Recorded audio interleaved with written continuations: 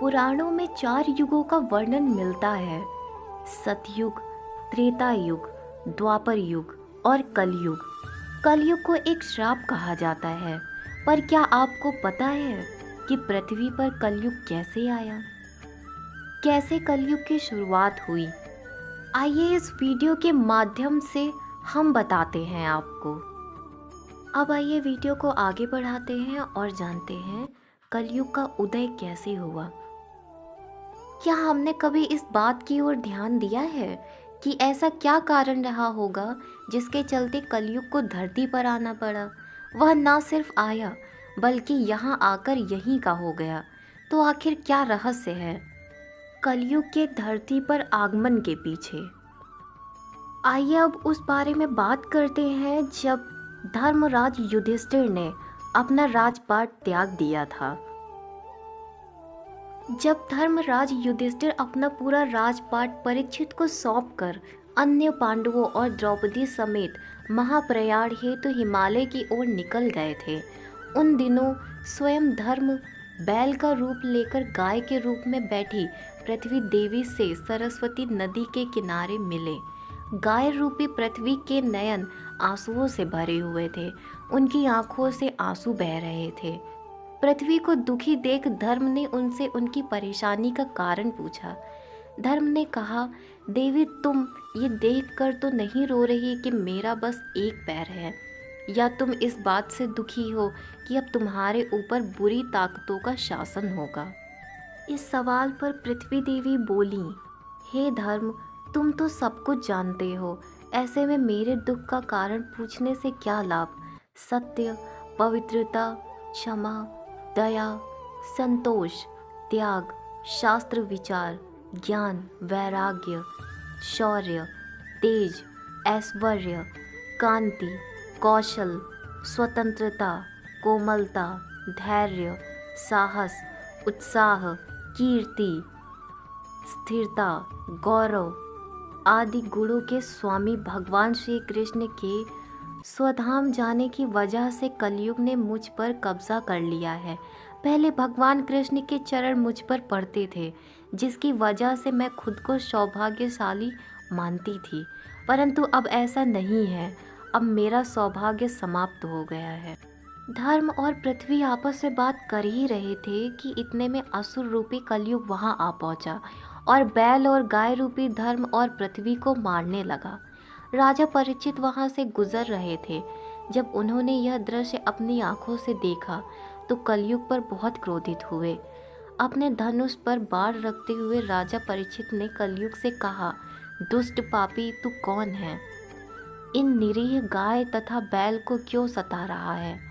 तू महान अपराधी है। तेरा अपराध क्षमा योग्य नहीं है, तेरा वध निश्चित है। राजा परीक्षित ने बैल के स्वरूप में धर्म और गाय के स्वरूप में पृथ्वी देवी को पहचान लिया।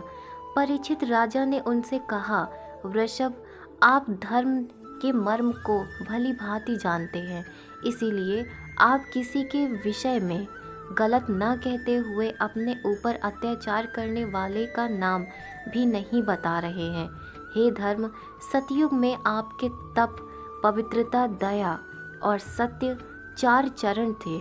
त्रेता में 3 चरण रह गए, द्वापर में 2 ही रह गए, और अब इस दुष्ट कलयुग के कारण आपका एक ही चरण रह गया है। पृथ्वी देवी भी इस बात से दुखी है। इतना कहते ही राजा परीक्षित ने अपनी तलवार निकाली और कलयुग को मारने के लिए आगे बढ़े।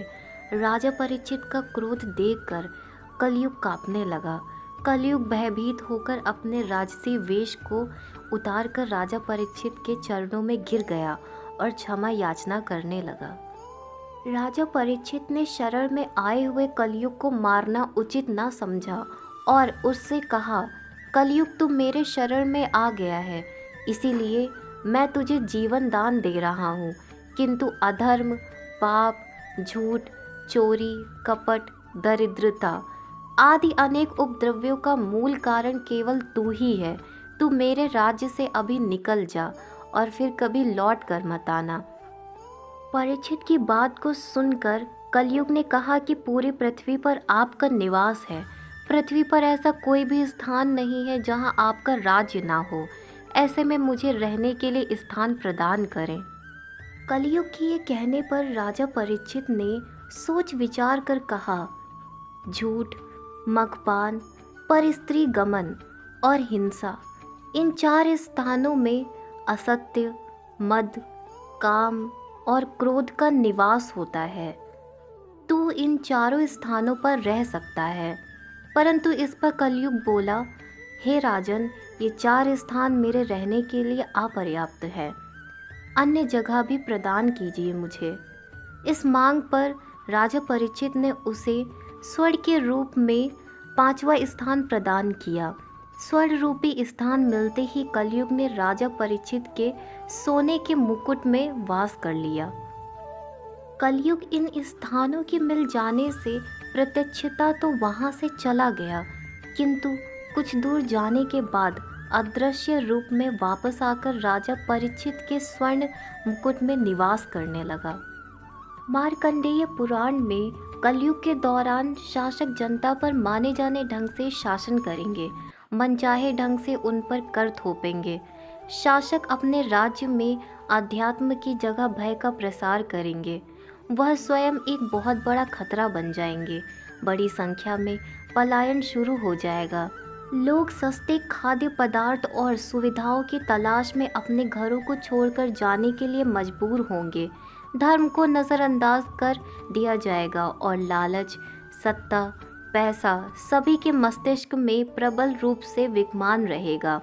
लोग बिना किसी पश्चाताप के अपराधी बनकर लोगों की हत्या करेंगे। संभोग जिंदगी की सबसे बड़ी ज़रूरत बन जाएगी। लोग बहुत आसानी से कसम खाएंगे और उसे तोड़ देंगे। वचनों का कोई अर्थ नहीं रह जाएगा। लोग मदिरा और अन्य नशीले पदार्थों की चपेट में आ जाएंगे।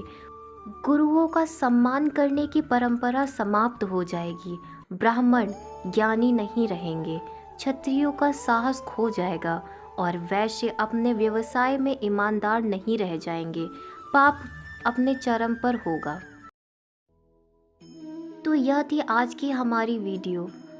उम्मीद करती हूँ आप सभी को आज की वीडियो पसंद आई होगी। वीडियो को लाइक शेयर करना ना भूलें। मिलते हैं नेक्स्ट वीडियो में। राधे राधे।